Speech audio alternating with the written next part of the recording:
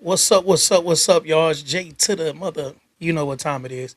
It's jackpot, baby. Let me see. I got something on my hat, y'all. There's a little something over here. Let me make sure to get this off my hat. Looking a little crazy. I can't let that be on there the whole live video. Y'all gonna talk bad about me. People gonna talk about you no matter what you do. But let me pin this live. We in this thing. We in this thing. Can y'all hear me? Okay, y'all can hear me. So I'm gonna tap in on Facebook to make sure I can see all the comments. And we are change that up a little bit. And let me make sure the comments are on because this is gonna be a real discussion, y'all. I really want to talk to y'all for a minute. Tap in with me. Tap in with me. This is for all the great people. This is not for the average people. We done talking to the average people. We want to talk to the great people or the people that's on their way to being great. At least average is played out, y'all. It's about time we get past average. So I've had a pretty eventful last couple of days. I had some great things happen, and yesterday I spoke at WC3 Eastern Campus, and it was a great crowd. Um, Probably 60, 70, 12 to 24-year olds. And it was a great conversation. Shout out to my guy, Brother Phil, and the Brother BC, who I met yesterday.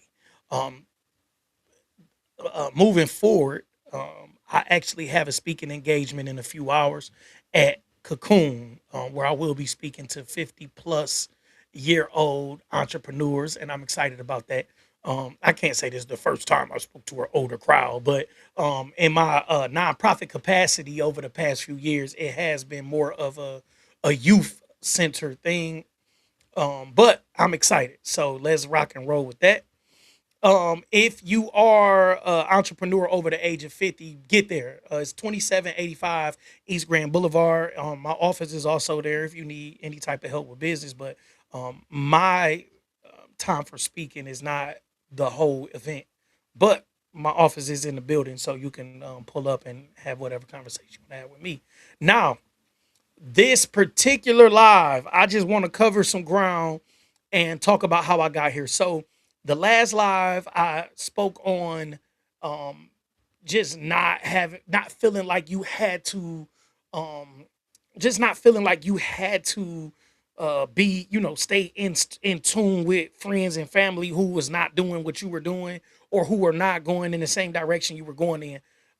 It is very, like, really really important for me to make this point to people because I feel like people don't necessarily get it. Like, they think that you being mean, or Drake tell y'all that you started from the bottom, you here and no new friends and all of that stuff, and it make y'all feel like it's some type of badge of honor to be around the people that you grew up with, and it is if everybody is doing the same thing. But if you are moving in a direction that the people that you grew up with is not moving in, or if you're moving in a direction that your family members are not moving in, it is okay for you to move in that direction alone, because these people are only going to hold you up.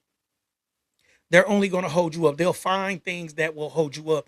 And it's crazy because people make you feel bad for leaving them in the dirt, but you got to if you truly want to be successful. So I talk about that to talk about being equally yoked. So we'll start with the general consensus of what equally yoked is and how it's mostly centered towards relationships and you finding a husband or a wife. And the community has taken that to mean you guys have to make some money. Like, right?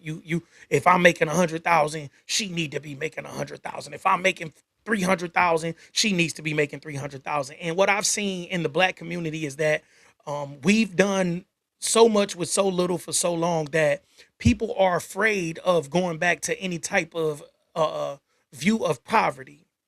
So if somebody went to school for 5, 10, whatever years, and they started to do something with themselves, the scariest thing for them is going broke, and they're literally looking for some type of security. And when you find a mate, that's the type of security you want.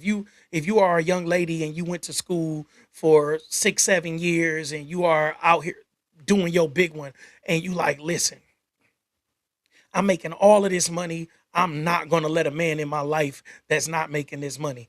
And I understand the concept, but that's not necessarily what equally yoked mean. And vice versa. If you are a young man and you've went to school and accomplished certain things and or started a business and you are successful and you feel like, listen, I don't want a woman who's X, Y, Z.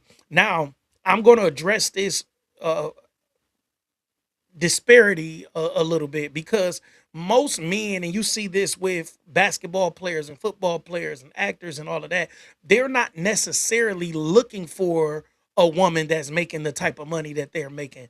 Most of them are looking for a younger woman that's attractive, that looks good on their arms and blah blah blah. And some of them are looking for things they never had, like maybe women of the opposite race or women of a different country or different origin, whatever. Like, so it's not necessarily just men doing this, because I know men that are doing very well, that's they're not concerned with what a woman is making. They're more concerned with how she looks or how she takes care of herself, and what she do in the bedroom, and is she gonna take care of the house. Like most of the men that I know that are looking, that's doing pretty good for themselves, they are not saying, I want a woman that, they may say she have her own, but they're not so caught up with how much of it she has. Now, what a person has to realize is having your own is not something that you should have to, give on. That's something that only makes sense. If a person cannot take care of themselves, you should not be trying to save them. Like, you should not be on the market trying to find someone to save. That shows that you have some type of insecurity within yourself. And if somebody is just looking for that, now if you find someone and they're in a situation, that's one thing. But if you are a male or a female that's looking for somebody that doesn't have anything, that may say something about you. Now, if you find someone and they just happen to not be in the best position and you see potential, and I'm going to address potential real quick, because I don't think of potential like you talk to me good. If you've watched any of my videos, you understand what I mean by potential. Potential is the trajectory that your life is heading in, because you could be a smart person that's doing a bunch of dumb stuff and your trajectory is going straight downhill. But you could be a person that has their head on straight and you're doing things to get yourself to the next level, but you're not quite there. So your trajectory is higher. That's what potential is to me. Potential is trajectory. What trajectory are you on, right? What trajectory, I'm sorry. What trajectory are you on, right? That's what potential means to me. Potential means trajectory.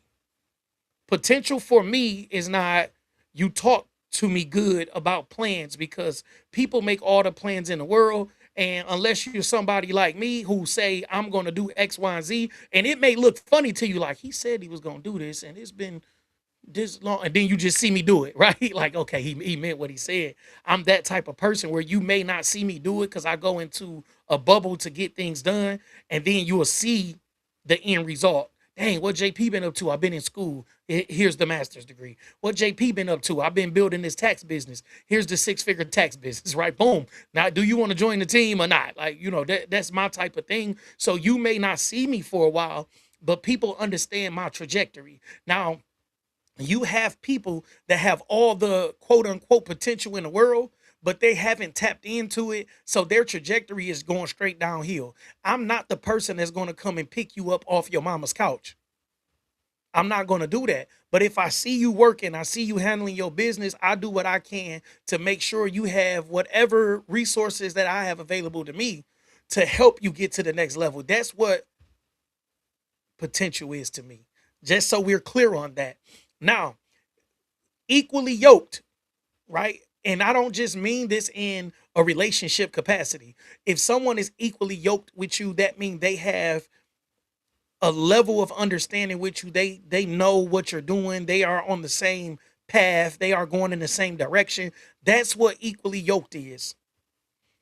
You can have someone who has everything in the world. They family could have left them a home, a few cars, a couple $100,000 in the bank, and they can be on a totally different trajectory than you are. They can be going in a totally different direction, and you have to understand that people win money in the lottery and end up addicted to drugs, blow it all on booze and women, and they back worse than where they started from because now they pride hurt and they done dogged everybody.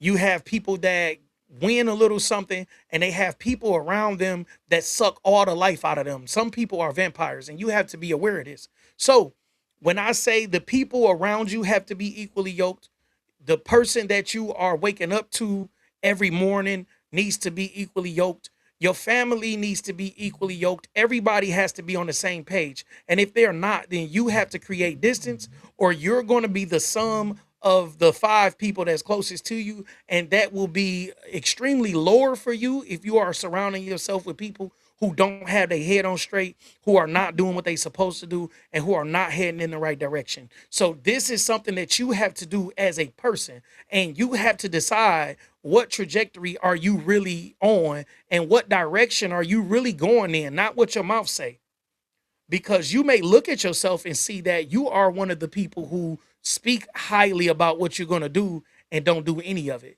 And then you have to get back to the drawing board and say, okay, what am I doing wrong? I've had to do it where I've seen myself not accomplish certain things in the time span that I gave myself to do it. And I had to sit down and say, okay, what is going wrong here? And I gave myself a straightening first. And then I started looking at the other things around me and I decided, it's my fault because I've allowed these things around me, but I have to get some of these things from around me, some of these people from around me. I have to do better controlling my environment, controlling my time, controlling what I'm doing with my free time and everything else, because you will look up and you can watch 3 series on Netflix or whatever streaming service you use, and you have not sat down to read any of the books. I am in my office. It's a library on the sides of me. At my real office, because I'm at the office in my home, but at my real office I have books everywhere, and I've taken more to let me read my books lately because I found myself just turning on the TV and saying, okay, let me free my mind. And that's not necessarily freeing my mind, because once I press play I end up 6 shows in, like, dang, I got to see how this ends. So you have people around you who will drag you through certain situations and certain conversations, and you will realize that you may be equally yoked with these people because your paycheck doesn't lie, right? And what I mean by that is whatever you're doing is the sum of whatever habits and actions that you're taking. So if you're not where you want to be, if you're not closer to accomplishing your goals, if you are not in the position that you feel like you should be in, it's not by mistake. It's not by happenstance. It's by your actions. It's by your daily habits. It's by the people that you surround yourself with, and whether you have vetted these people properly or not. That's it. It's no way around it. It's no way to say, well, you know, this happened. There are cases where you just run across a case of bad luck, right? A bad happenstance or a bad chance. There are times where that happens. There are times where the economy turns and your business is no longer in the position that it was in 2, 3, 4 years ago. Maybe you were running a real estate company when the market flipped. Maybe, whatever things happen, and then you take that information, you learn from the losses, you put you get yourself back together, you go back in. But if you are constantly taking L's and nothing major has happened to the economy or to the world around you, then you are probably around the wrong people. You are attracting these people. So you have to change your energy in order to attract the right people into your life who will bring different things that promote positivity, different things that promote growth, different things that get you out of the point of stagnation. And it takes people, right? I have friends that call me with business. One of my friends is a realtor, right? So today somebody asked me about buying a home and I connected them with the realtor. That's the point. If you have any type of resources available to you. The people around you usually have resources available to them, and everybody can make money together. Everybody can prosper together. Everybody could motivate each other, and it's just the way that it's supposed to be. If you walk into a room with your friends and you cannot talk about how great life has been for you because everybody is going through hell, you have the wrong set of friends. And it's up to you to get new friends. This is what being equally yoked means. A lot of us have friends that we grew up with, that we share these trauma bonds with, and all of this other stuff. And you feel like, these are my friends. Yeah, they're going through something. Well, none of your friends should go through something for 6, 7, 8, 9, 10, 15, 20 years. You have the wrong friends. You can go through something for 6 to 18 months. That's it. If you're going through something for 24 months, it's not going through something. You are something. You are the something. So something must be going through you. The only thing that you should be going through for longer than 6 to 18 months is a prison bit. That's it. If you are out in the world and you are going through something for 6, 12, 24 months, is not going through something. You have become that something. You are the issue. You are the issue, because even if the world it was upside down, you should figure this out in 12 months. You should not need help with your rent in 12 months. Like, you can run across a bad month business and you say, dang, I got to call a homie for a favor. That's cool. But if the homie got to take care of you and you sleeping on the homie couch for 12, 16, 18, 24 months, then you have become the problem.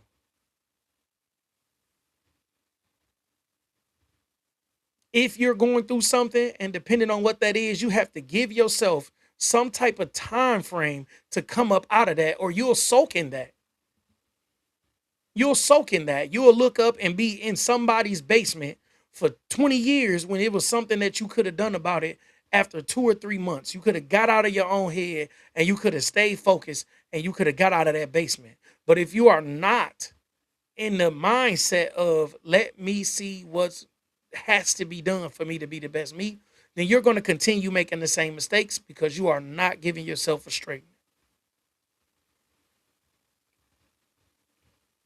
Now, when you're dealing with a mate, if you are at your lowest and you find somebody, you're probably going to find somebody who is also at their lowest or somewhere near it, because like attracts like. If you are at a low point in your life, my advice is go get your life together, get your energy together first. First, get your energy together, then get your life together.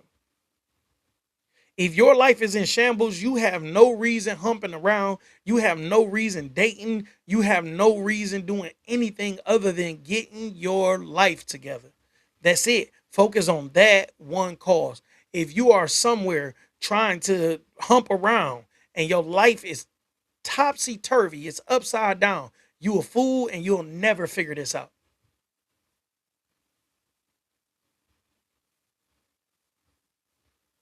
That's what being equally yoked is. What happens when you are upset? If you shut down and your mate want to talk, y'all probably not equally yoked. But if you speak and they don't mind speaking to you and y'all go through things together, you may be equally yoked. It's a little more to it. I would probably ask a few more questions, but equally yoked is not a science. It's not a science. It's a feeling. It's an art. It's you just knowing this person is on the same path that I'm on, and they're helping me get to the best me in the world. That's it. Your mate is supposed to make you the best version of you. That's it. They're not supposed to be there for you to hump around. They're not supposed to be there to pay your bills. Your mate is there for you to be great. They're supposed to help you be great. That's it. That's it. And that's both ways, right? It doesn't mean the greatness is at work or in business. The greatness could just be in personal growth, any type of economic development. The greatness can be in that. But your mate, they're only supposed to make you feel great and make you be great. That's what equally yoked is. If you want to go to a play and you have your mind is set on this play,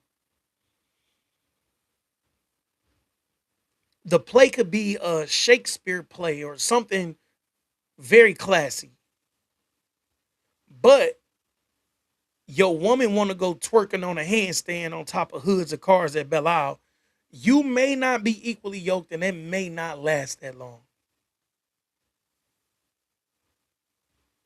These are the things that you have to think about. Are we going in the same direction? Now, you may want to take a nap. You may be tired. And the wife doesn't want to take a nap. She's like, look, I got some energy. I'm ready to turn up.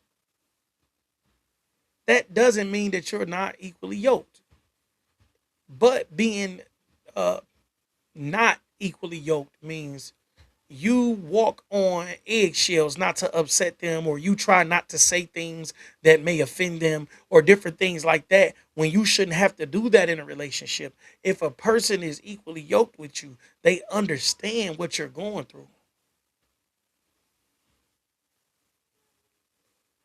But if you are just chasing a bag, you just want somebody that make as much money as you, or if you just want somebody that's pretty, or you just want somebody that's handsome, or you just want somebody that you you just they just arm candy, right? And you can't do anything with them because they super stupid.